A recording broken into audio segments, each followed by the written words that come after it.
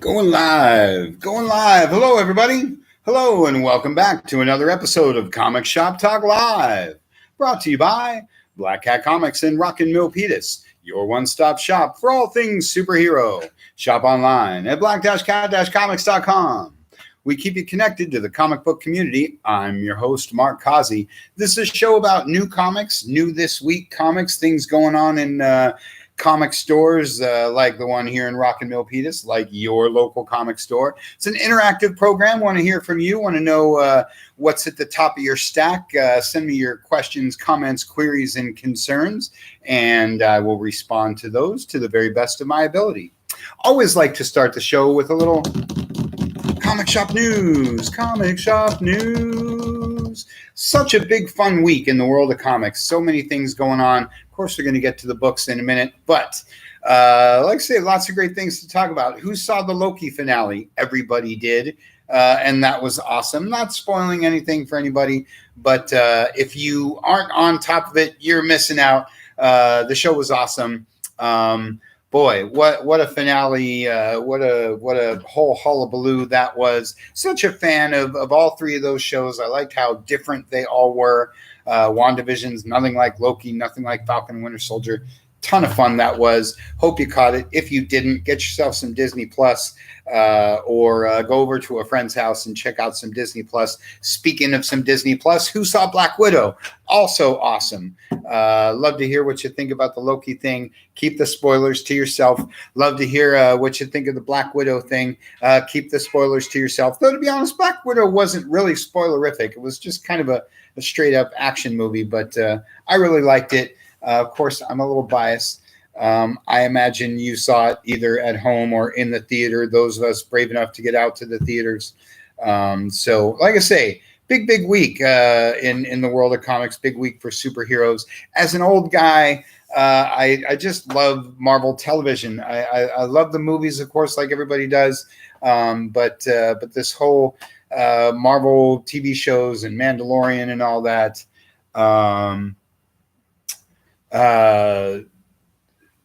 it's just awesome. Like I say, for an old guy to have weekly access to my favorite stuff in live action, quality live action, it's just really fun. So anywho, that was all really awesome. In other news, Black Cat Chronicles issue 2, Alaska's Port Chatham, is up on Kickstarter right now. Just a couple of weeks to go. We're at about 85%, just a little bit more to go. If you have not pre-ordered your second issue of Black Cat Chronicles through Kickstarter, please go ahead and do so. And if you have, thank you very much for your contribution. Make sure you share that with your friends and enemies to get them involved with it as well. Yes, Daniel, see you soon. Boy, so awesome that was. So yes, Black Cat Chronicles number 2. Make sure you're getting up on that. Kickstarter ends in a couple of weeks, and that's going to be super awesome. I guess last in the world of comic shop news is San Jose Con. San Jose Con. Let me grab one of my flyers here. San Jose Con, August 29th. Go to sanjosecon.com. Find them on Facebook. Great guest list. It's the first local show in a long time. Conventions are getting back going. Come out and pick up your old books. Find the Black Cat Comics table and come say hi. San Jose Con is going to be a lot of fun. Really anxious to get the shows going again. Really anxious to see all the folks that I don't get to see here in the shop. I just love the shows. You love the shows. I love the conventions, big and small. My man Steve Wyatt puts on a great show. Liam Sharp's going to be there. Frank Cho's going to be there. Mike Royer's going to be there. Just such an amazing guest list. So excited to meet an inker for Jack Kirby. On and on I could go. Find him on Facebook. Find him on the interwebs. Get your tickets in advance. Make sure you get out to San Jose Con. Wherever you are, it's going to be a ton of fun. So that's my comic shop news. If you've got big comic news, let's hear it. Again, want to hear from you. Want to know what's at the top of your stack. What are you reading? What are you looking forward to reading? Send me your questions, comments, queries, concerns as I get rolling with the whole point of the show, which is new comics, because this is Comic Shop Talk Live. What a great week for new books. One of the bigger weeks that we've seen for a while. Some of the top titles. I always say, there's great books every week, but this week we got a lot of good stuff. Going to start with the Marvel guys. Going to start with a couple of my favorites. This is Iron Man number 10. Iron Man number 10 with that awesome Alex Ross cover. Anytime anything has an Alex Ross cover, I'm just like, well, there's my $4. I don't even really need the interior because, look at that. Okay, so this is number 10, the real legacy number 635, going all the way back to Tales of Suspense number 39. Legacy number probably goes to Iron Man 1. But anyway, Iron Man number 2, number 10, great book. A lot of what I've been talking about with a lot of Marvel titles, it's a little bit of back to basics. It's a little bit of everything you've always known and loved about Tony Stark in the Iron Man suit. But it's also fresh new characters, bold new directions, bold new stories and subplots and whatever. So as you see there, Ultimo, if you're 100 years old like me, you remember Ultimo. They've been busting out all kinds of great classic villains like Michael Korvac and different things. Something I mentioned a few weeks ago, comics has hundreds, thousands of villains sitting on the sidelines, hundreds, thousands of great characters. The writer comes up does a story, and then you don't see that villain again for a long, long time. But that character has been out there plotting and scheming and whipping up some crazy hijinks, and then they come back. So that's what they're doing a lot in Iron Man. Like I say, if you were a fan and you got away from it for whatever reason, now's a great time to come back, pick up that first issue, catch up to number 10. If you've never read Iron Man, now's a great time to see what makes it awesome. So like I say, it's Tony Stark in the suit, and he's fighting armored guys like Ultimo. So that's awesome. Again, classic Iron Man like you've always known. But new stuff like hanging out with Hellcat and great art. And like I say, classic stuff, but also new side characters and new subplots and old villains with new schemes and just everything that makes superhero comics fun. That's some good art. So that, along with Thor, another super classic title, another misleading number. This is number 15, but the legacy number is 741 because Thor's been around for a long time. There he is, socking it to Captain America. Nothing more classic than superheroes fighting superheroes. This is your jumping point, part 1 of 3. Boy, Thor is much like Iron Man, much like I say about Amazing Spider-Man, Fantastic Four. A lot of Marvel books right now are as good as they've ever been. Whatever, that awesome run that you remember of that book, this run is just as much fun. If you don't believe me, like I say, pick up this one, Thor 15, because that's your jump-in point, and ask yourself, why is he fighting Captain America? So similarly, just classic Thor being Thor, kicking butt with that big hammer. Here's some of the art going on. Really great splash page right there. Always love seeing a full team of Avengers in one of the single guys' books.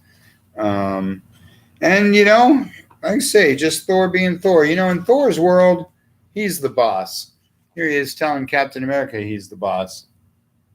Now that he's ruler of Asgard, that's definitely true. So anyway, don't want to spend too much time on it. But again, like a lot of core Marvel titles, Iron Man and Thor are as good as they've been in a long, long time. So you should definitely pick that up. Daniel says Sinister War was one I've been waiting for. Yes, Sinister War. I would love to show you one, but pretty sure we fresh sold out. Mostly because the book is awesome and that cover was particularly awesome. Yes, pick up Sinister War. Pick up the last issue of Amazing Spider-Man because, as I said, Amazing Spider-Man, I've been talking about it for a long time. That book is solid, and as good as it's been. The latest issue was the first part of the Sinister War thing. Grab this week's Sinister War number 1. As I said in the review this week in the newsletter, and as everybody knows, Spider-Man and Batman have the 2 best rogues galleries in all of comics. The list of Spider-Man's awesome villains is as long or longer than anybody's, and they're busting them all out for the Sinister War. Everybody knows the Sinister Six. Well, there's a whole lot more than six, and it's just a ton of fun. So we'll probably have a few more copies back in next week. If you can't wait that long, dig around, find yourself a copy. Like I say, grab the latest Amazing Spider-Man, grab the latest Sinister War, because there's nothing cooler than the Spidey villains. And much like I said about Thor, nothing more classic Marvel than heroes fighting heroes. There's nothing more awesome in comics than villains fighting villains. And a little more on that later. But while we're talking about Spider-Man and Sinister War, wanted to mention Spider-Man Spider's Shadow #4. Spider-Man Spider's Shadow #4. Little dark romance going on there on the cover. So Spider-Man Spider's Shadow is super awesome. It's kind of a what if story. If you can see that, it has a little what if logo up there. And I imagine with the Disney Plus animated What If series that I'm dying for, we'll probably be seeing more of these What If books, and I'm super excited about that because What If is one of my favorite Marvel things going all the way back to the 1970s. So this one speculates, what if Peter had kept the suit? What if Peter had stayed in the symbiote and had become Venom? And how would that have played out? And as you would expect, hijinks ensue, and like always, it doesn't necessarily go very well for Peter Parker. This book has been red hot for obvious reasons. Spidey's always awesome. Everybody loves symbiote stuff, all that kind of thing. I'm pretty sure we're sold out of #1, but you can find the #1, catch up to this week's #4. Like I say, the What If books are fun. Spidey stuff is fun. Venom stuff is fun. Here is some of the art going on. And when you see Iron Man in a silver suit, you're like, what? That just puts you kind of in the time frame. Really, really great stuff. Fun book. Like I say, I love these what ifs. And, again, just about anything Spidey. Check out Sinister War. Miles Morales is really hot right now. I mean, Spidey. Okay, my last Marvel thing. Got to give the shout out to War of the Bounty Hunters because right there on the cover, you got Boba Fett and you got Carbon Frozen and Solo. Doesn't that make you one of them? Oh, and Slave One. I don't think they call it that anymore. But super awesome. Been telling you guys how awesome the Star Wars stuff has been at Marvel from the beginning. Show you some of that art.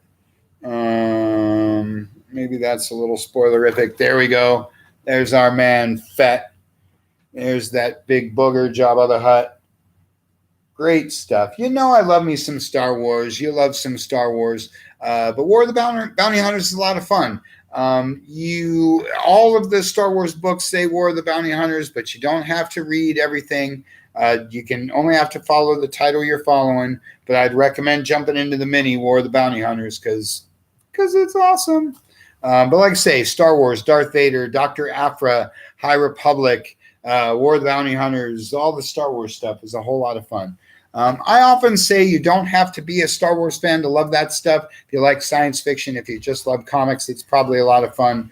But of course, it helps if you're a Spider fan. So that's my Marvel batch. Daniel's adding Sinister War to that. Any other Marvel books you guys want to talk about? Oh, look, you joined us. You made it. Awesome.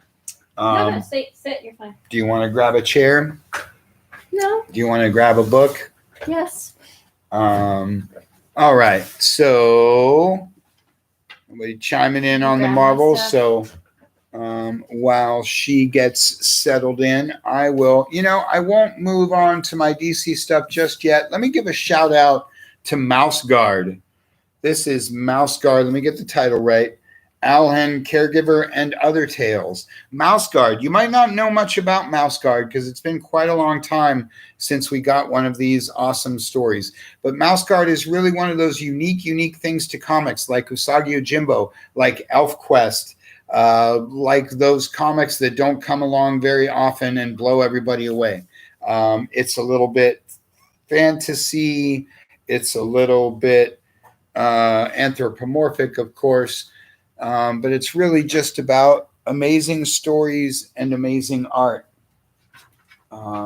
So if you're looking for something new, different, fun, and exciting, check out the latest issue of Mouse Guard. And when you read this and you fall in love with the art and you're blown away by the amazing story, then go back and pick up some of those trade paperbacks and things because, like I say, just one of the more unique experiences in comics. Big fan of Mouse Guard and David Peterson. Nice. What you got? Well, I already took all my books home, and we sold out of everything. So. Yes, we were very busy and very popular this week. Thank you all very much for supporting black-cat-comics.com. But I can share one at least. I've got my Neil Gaiman. So issue 2 of the second volume of the Norse mythology, which is an adaptation of the novel of classic Thor, Loki, Odin stories. So can't pass that up with some incredible arts. So let me show you a couple. Some good art right there. Yeah, it's some good art. So it's always fun. P. Craig Russell, right? P.K. Russell does the covers, and so this one is by Matt Horak, and yes, layout is P.K. Russell. Yep, that's right. So good stuff. And we get a little cameo of Neil also. Oh, here. That's pretty awesome. And then like Haha, so the last issue of Haha, which is an anthology, like single issue anthology of each issue is a different story around a clown theme of some kind. And they're funny. Most of them are very tragic and very sad and very depressing. Some are horrific, but they're all unique with a different artist and different writer for just about each issue. So that was another top of my stack this week. What else did you talk about? I've just gone through the Marvel stuff mostly. Marvel stuff. Yeah, everything else. Rorschach. Oh. Come on. Yeah, I don't. It's right behind you, I think. Oh, we do still have one. That's our Tom King book of the week. Come on. You know, we love the Tom King books. So a little bit of news. I don't know if you saw it on Twitter. Our friend Liam Sharp is going to be doing some Batman Catwoman with Tom King. Oh, you know we love Batman Catwoman. You know we love some Liam Sharp. Yeah. So keep an eye out for that. I just love, this can't be a spoiler at this point because we're on issue 10 and there's only 2 issues left. But I love his blatant Frank Miller. Like, his name is Frank Miller. He is Frank Miller. He looks like Frank Miller. He's like in the story. That is pretty awesome. I hope Frank's okay with it because he's all in this story. The last 5 issues. Actually, I think from the very beginning he's been in there. So we're getting very, very close to figuring out what's going on, and our protagonist guy is putting together all the puzzle pieces and notices there's some discrepancies in the mystery of the assassination attempt. And so we're getting closer to figuring out who really is behind the sharpshooter and the Rorschach character. So almost there. 2 more issues to go. Can't wait for the finale.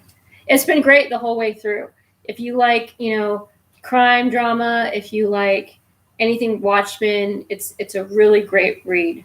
So I'd highly recommend his take on Rorschach. And look out next week for Strange Adventure.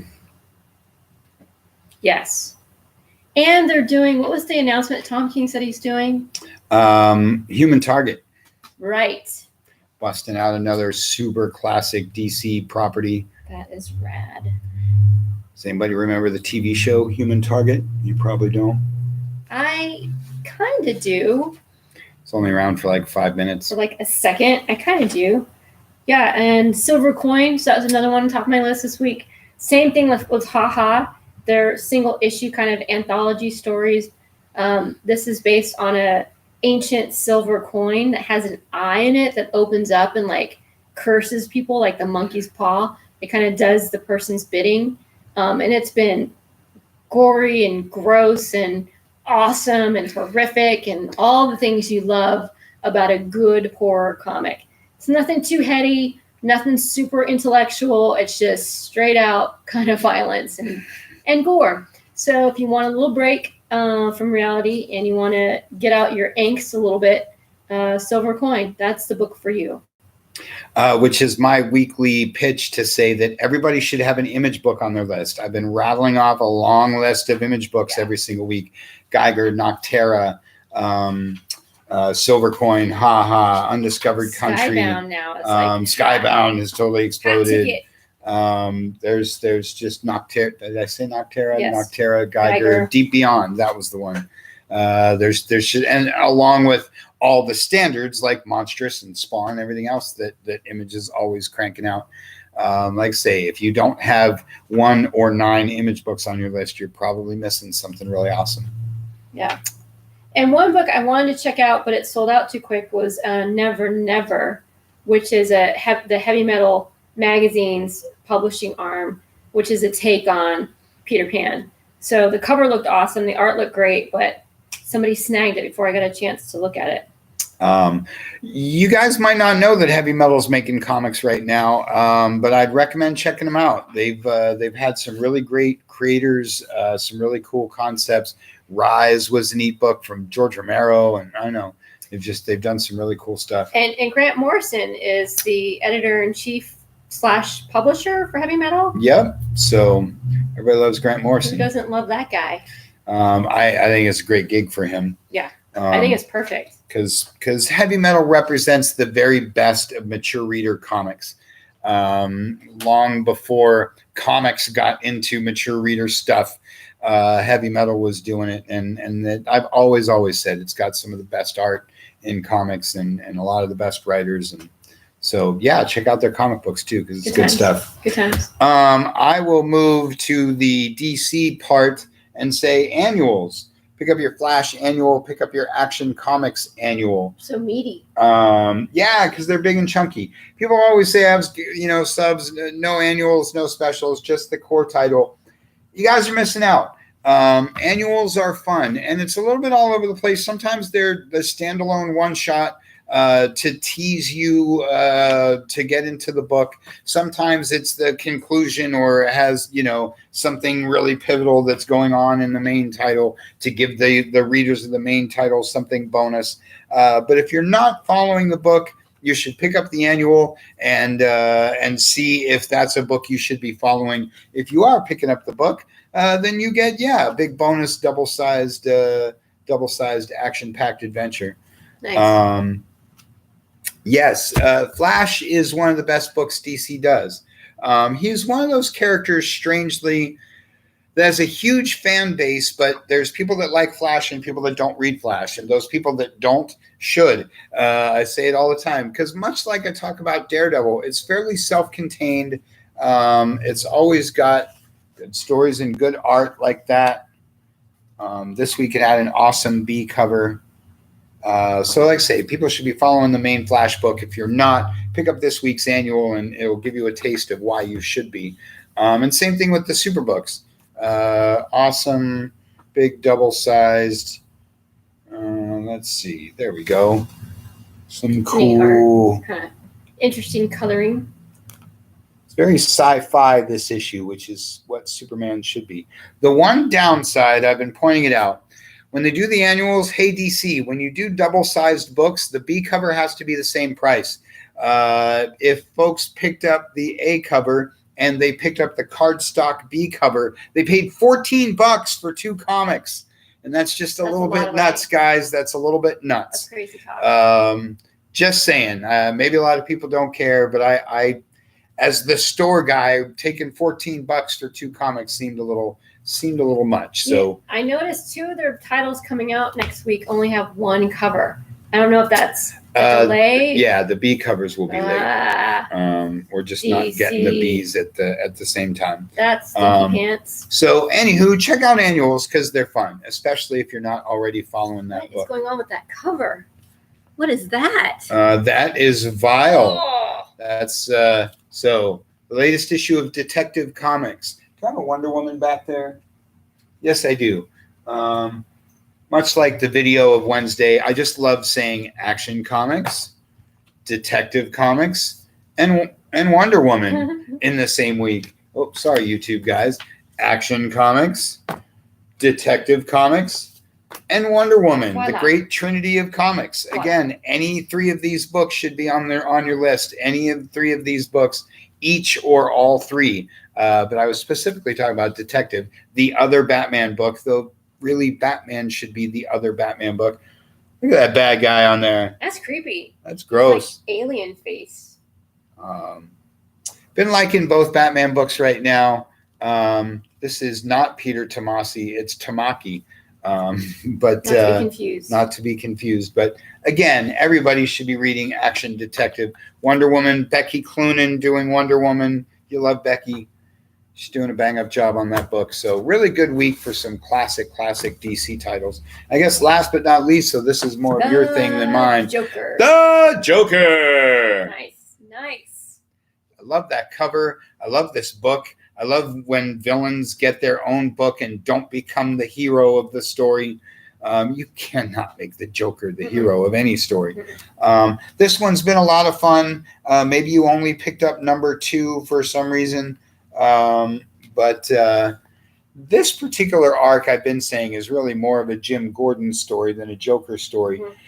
But honestly, Jim and the Joker have just as much, maybe not just as much, but almost as much backstory as Batman and Joker. He paralyzed his daughter. For sure. So like I say, they might not have 80 years of continuity together, but they've had their comings and goings. So this is only issue 5. Grab the other 4, though 2 you'll probably need a reprint. But like I say, Tinian is just doing a bang-up job. And like you said last week, I like when this is sort of a superhero title, but it's not a superhero book. When he gets dark, when he gets doing his own thing, Tinian is really solid. It's more horror. Read that out loud. TJM says Facebookers. Captain America is going downhill with some of the stuff that I saw. I'm disappointed taking Cap in that direction. I love Captain America. I don't necessarily disagree with that. The story's been solid. They're kind of wrapping it up. I haven't been a big fan of the art. I'll say, how can you say? There's 2 things a writer does in superhero books. You stick to the classic thing, or you do take it in a bold new direction. And when you want to go in a bold new direction, you can't always take everybody with you. And as an old schooler, I've learned to go take the lows with the highs. I read Captain America regardless. I read my favorite titles regardless. Some runs I like more than others. But it ain't going to get me to drop the book. Like I say, I haven't been as crazy about this run as I am about some other Marvel books right now, but it's Cap, so I ain't going to drop it. You're religiously obligated. I am religiously obligated to keep reading Captain America. I mean, much like, a lot of people had a problem with Secret Empire. A while back, they took Cap out and into Dimension Z, and people kind of hated that. But again, like I say, it can't always be Red Skull and Shield. Sometimes you gotta shake it up. And then after you shake it up, then you go back to Red Skull and Shield, and it feels like that, like your comfy blanket. But thanks for the comment. Appreciate the input. And yes, Daniel says, hang on, because there's another writer coming right around the corner. And honestly, Daniel, you're not 100 years old like me. But as I just said, that's kind of the key to comics. If you love a character, if you love a title, stick with it through the highs and lows. Because I'll tell you from my own experience, I'll tell you from my Amazing Spider-Man number 299, when you drop a book because you hate it, the next issue is going to be the one that you want for the rest of your life, and you ain't going to get it. That's how comics works. I read Amazing Spider-Man forever. This new guy, Todd McFarlane, showed up, and I hated it. In issue 299, I couldn't take it anymore. I still don't have a 300, and I really wish I did. And I love Todd McFarlane. Like a year later, I love Todd, and I went back to get those issues I had missed, and I couldn't, and I still can't. So don't drop that character just because you don't like a writer or an artist. Stick with them to the end, or till the next guy comes along. Now, when it's like 3 bad writers in a row, you can still stick with the book because that book's probably getting canceled. But they're not going to do that to Captain America. Anyway, Anything with the Joker on the cover, Alex says. And I there's a lot of good sense to that, especially with some great art. I mean, come on. Straight jacket Joker. You want that action figure. Do you sell on Mercari? Since I don't know what Mercari is, I'll go with no. But thanks for the question. Maybe we should.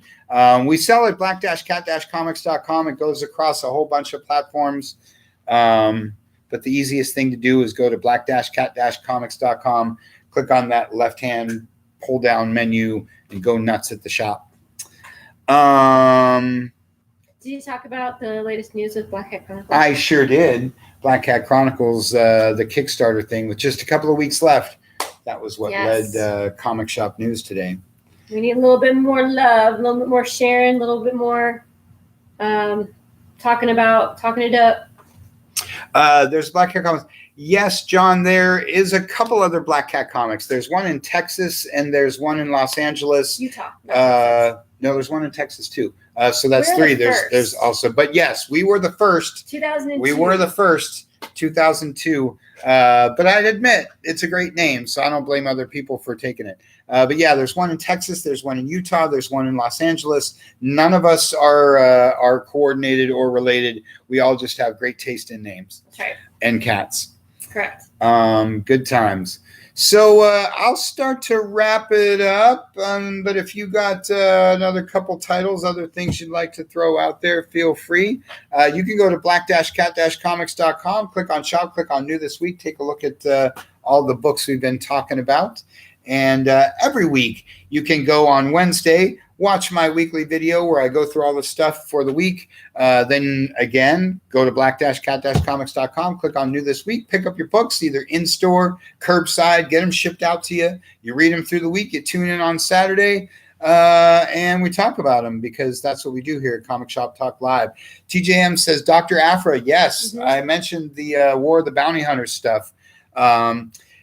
Again, those crossovers, much like Annual, is a great opportunity to check out a book you're not checking out. If you're reading Darth Vader, pick up the Dr. Aphra while it's War of the Bounty Hunters. If you're reading Dr. Aphra, grab that Darth Vader because it's awesome. Dr. Aphra is a good book, has been from the beginning. All that Star Wars stuff is really solid. Great stories, great art. And who doesn't love Boba Fett? If you don't love Boba Fett, you're not reading enough comics. Good stuff. Well, thanks for tuning in, everybody. Thanks for participating. Love your questions and love talking about the books that you're talking about. And like I say, thanks for joining us. Tune in next week for a brand new show. Thanks for watching. We'll see you next time. Bye.